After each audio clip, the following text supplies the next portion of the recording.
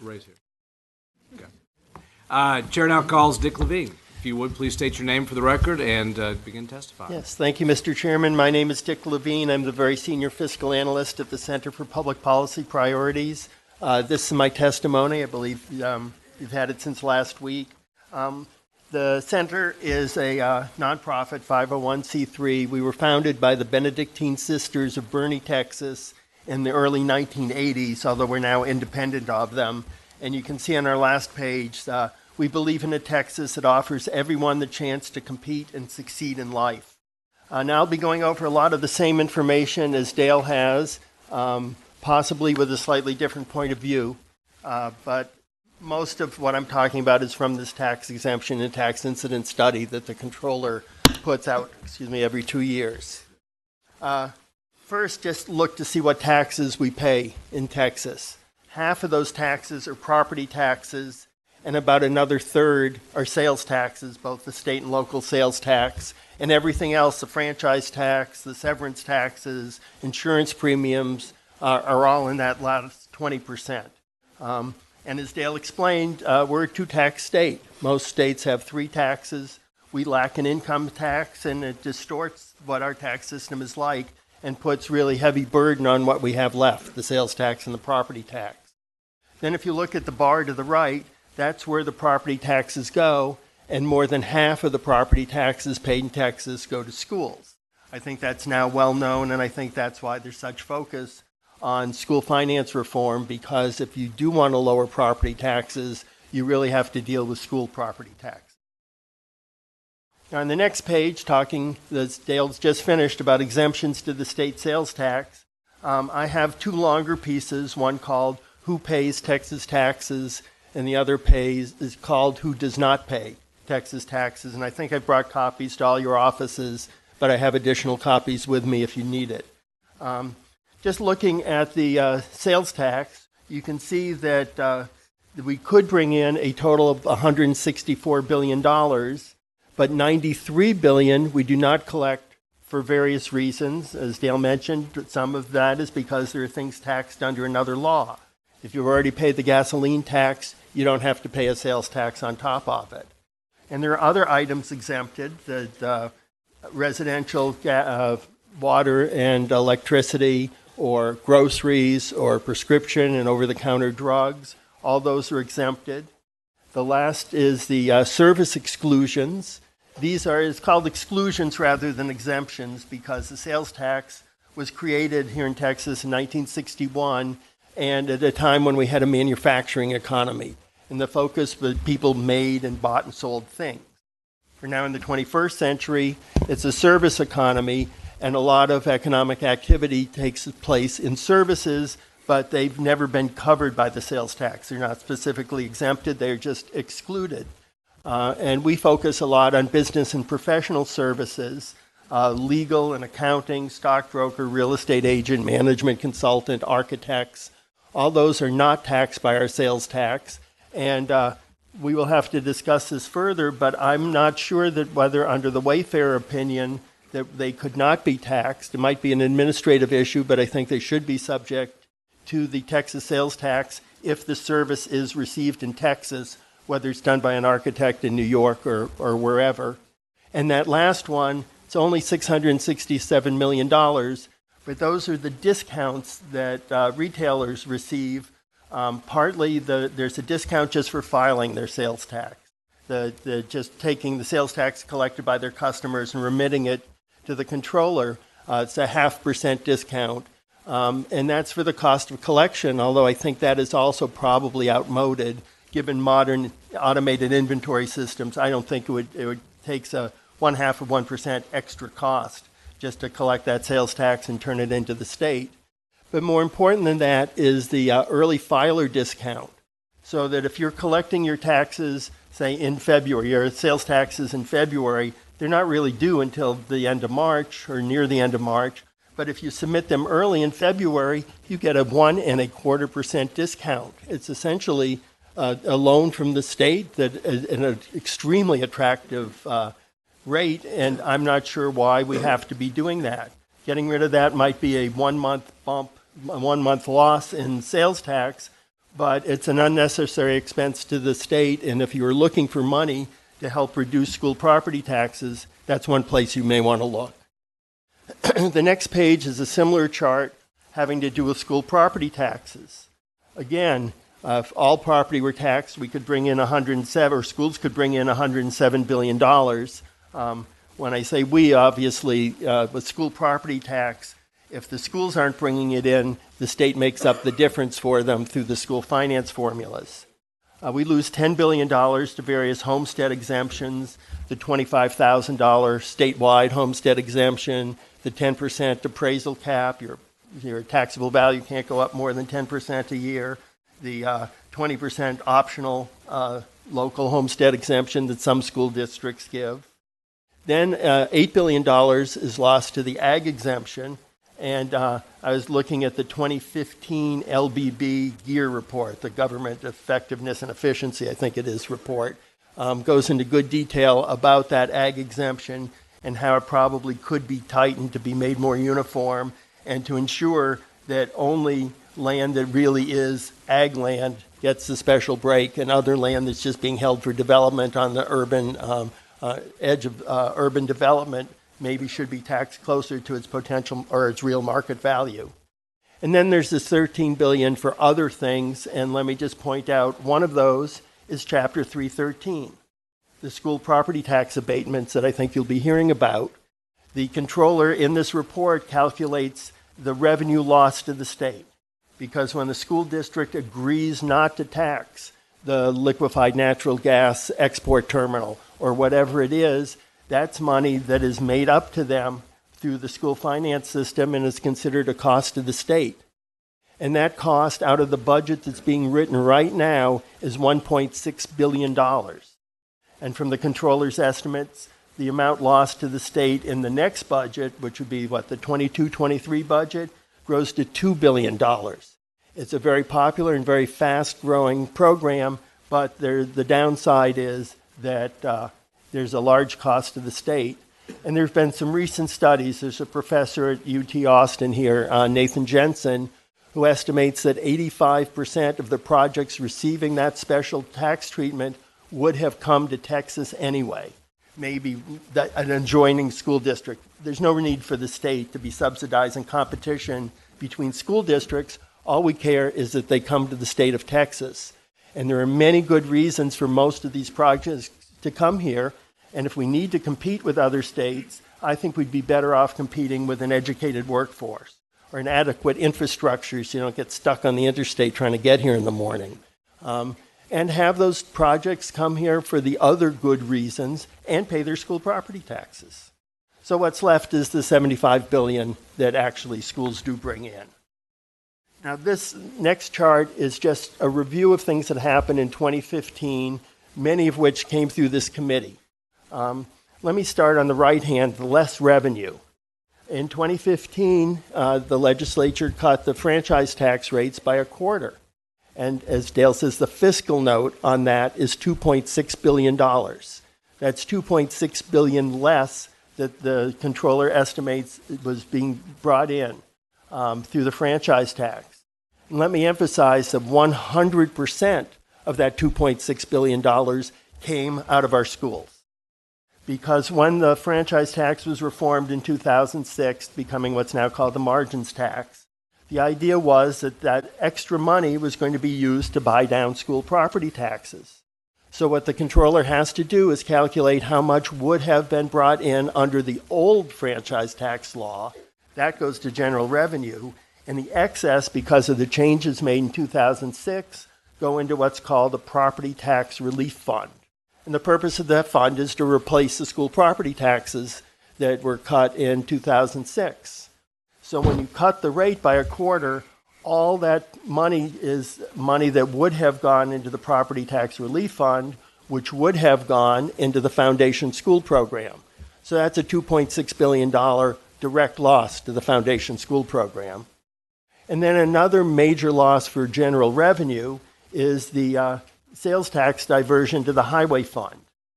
After the sales tax brings in $28 billion in a year, the next $2.5 billion goes straight to Fund 6, to the highway fund, And then once you get above 30 and a half, it comes back to general revenue. But that's a loss to general revenue of $5 billion out of each budget.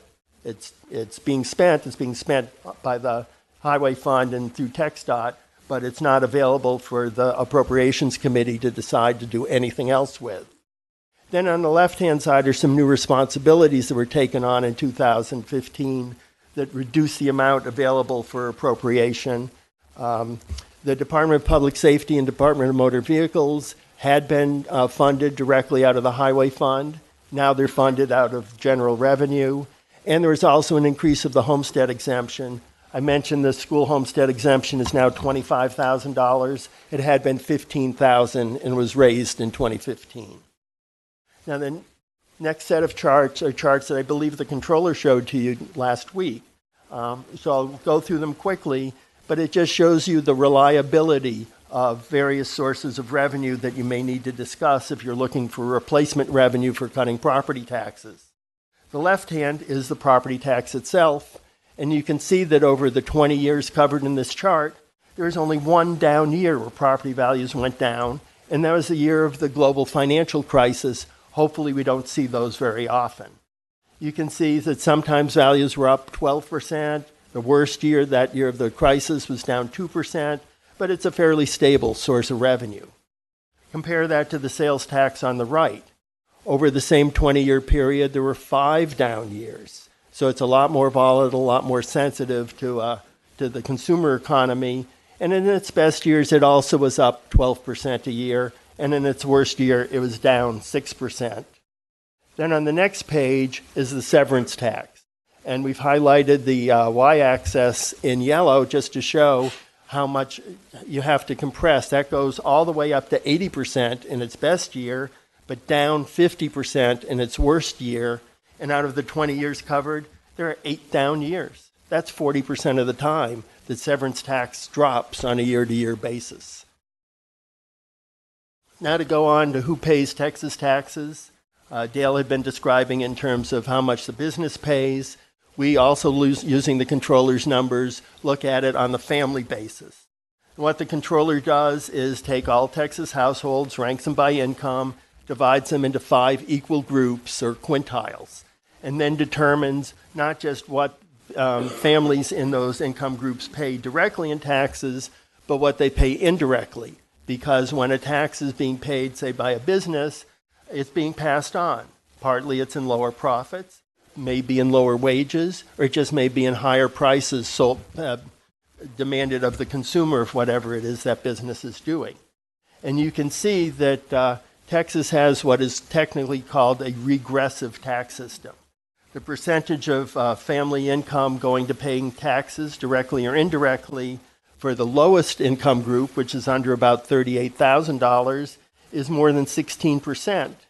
And compare that to the percentage paid by the 20% of Texas families in the highest group, over about $150,000 in annual income, and it's only a little more than 4%.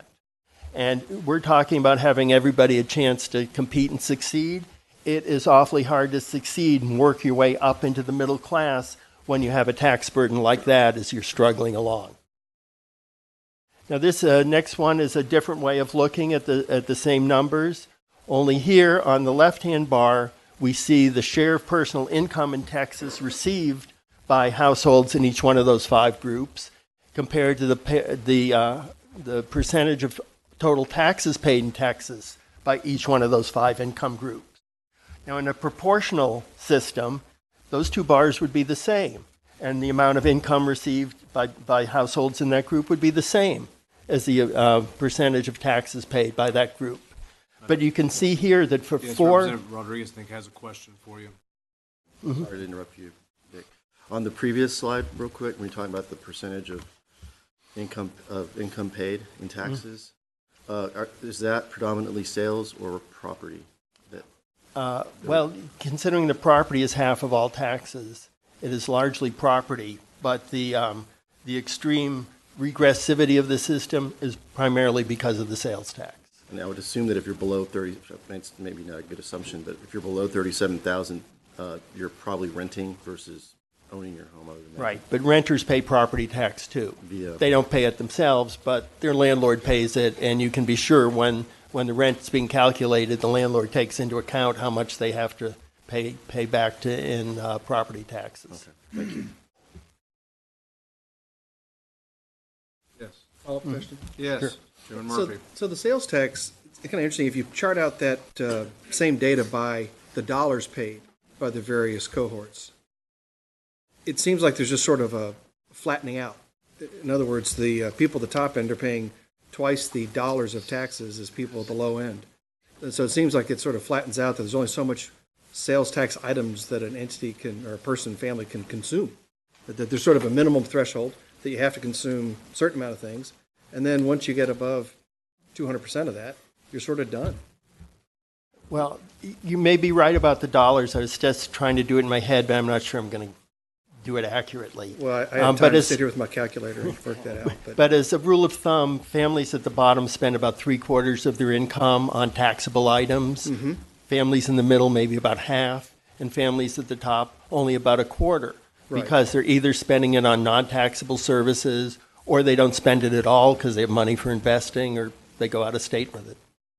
Yeah, so I don't know if that's a fault of the tax system, because I don't know how you would remedy that. What would you do? Well, what you could do is either tax some of the services that are not being taxed but are used primarily by middle and higher income families, or you could go directly to an income tax so that what you pay is directly related to how much you can afford to pay. Or you could take that concept and apply it to the property tax through a circuit breaker program, which is very common in other states. It's like an electric circuit breaker cuts off the current before it burns down your house. It's a technique that cuts down your property taxes when it exceeds a certain proportion of your income, so that you're unduly burdened by property tax for whatever reason. So the construct is not what things cost, but your ability to pay in that model. I think that's the best way to determine a fair tax system. Yes, sir. Thank you. Mr. Rodriguez. On the circuit breaker question, and I worked on that in the past, but how challenging is that to do in a state that doesn't have an income tax? I believe it is done in some smaller states without an income tax. There had been a fiscal note long ago on one of these bills. The question is really the audit. People would have to apply for it. It couldn't be in states with an income tax. It's simple. You just take a credit, right? There's renters credits or something else. Here, people would have to apply, and they would sign under penalty of perjury that this is their 1040 or whatever you ask them to submit with their application. But we still would need some kind of audit process, and I honestly don't know how difficult that would be. And it would be done at the local level, like at the appraiser level, or It could be done either way, through Or the state. the assessor collector office in each county, or through the state. The state obviously would probably be more efficient in interacting with the IRS if that's the way it would have to be done. thank you. Okay, so back to this chart with the two bars. I think I was saying that. One moment, real quick. I think Representative Bohack has a question. How are you? Good, thanks. I How have are a you? question about apartment versus homes. Mhm. You had mentioned that there is a percentage in the rent that pays for property taxes. Do you have any type of data that shows what an average apartment dweller pays in property taxes versus what a homeowner pays in property taxes? Because you can take $1 million house with 2 kids going to school, and you can take $1 million apartment with 200 kids going to school, and if you divide that out by the number of units, it's a much, much smaller amount than that homeowner. Well, I did look into it because many circuit breakers in other states are available also to renters. And what they do is they have an estimate of what percentage of rent goes to property taxes. In the little bit of research we did in Texas, we determined it's really local market conditions, depending on what the landlord can ask. Rather than the level of property taxes, it's really what the competition is for rent. Okay, so comparing the two bars. In a proportional tax system, the bars would be equal. And you can see in Texas, for 80% of Texas families, the proportion of taxes paid by those families is greater than the proportion of income received by those families. And only for the top 1/5, over 150,000 a year, the bars are reversed, and the proportion of income received is much greater than the proportion of taxes paid.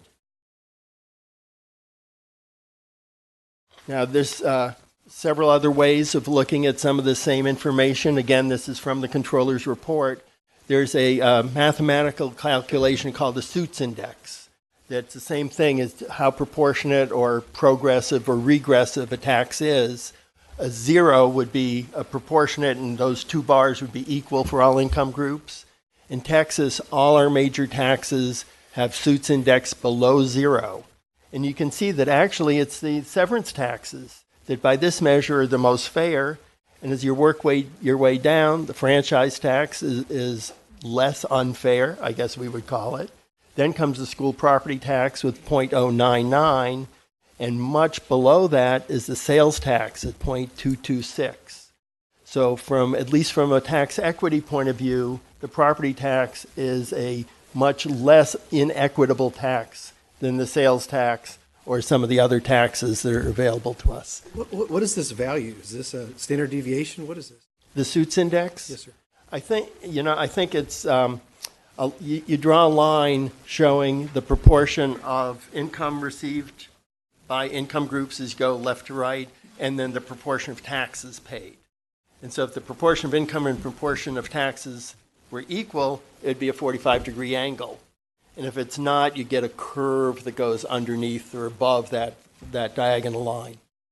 It's a mathematical calculation, but you can see it graphically. Yeah, I understand. I'll find out more. Mr. Chairman, sorry about bursting in on that. I was just kind of... Probably Wikipedia has a good explanation. And then I think, yes, the one last thing is one last way to look at the tax system by who pays. Now we're looking at Texans versus non-Texans. And you can see that the severance taxes, 2/3 of which are paid by non-Texans. And the reason is, I assume, that the natural gas comes out of the ground in Texas in the Permian Basin, but the tax paid by the producer is passed forward to the consumer in New Jersey when they use that gas to heat their home. And then you can see the franchise tax is maybe 1/3, and I'm assuming that's out-of-state ownership maybe of businesses. And then the school property tax, I always wondered, how could it be 20% still paid out of state? Because that's true even for the homesteads. And my understanding is that's because of the deduction, at least under the prior tax law, the deduction you get on your property taxes when you're doing your 1040, which I'm starting to work on right now. So I hope I didn't take too much time. Happy to answer any more questions. Members, any questions? If none, Chair now calls Vance Ginn to testify.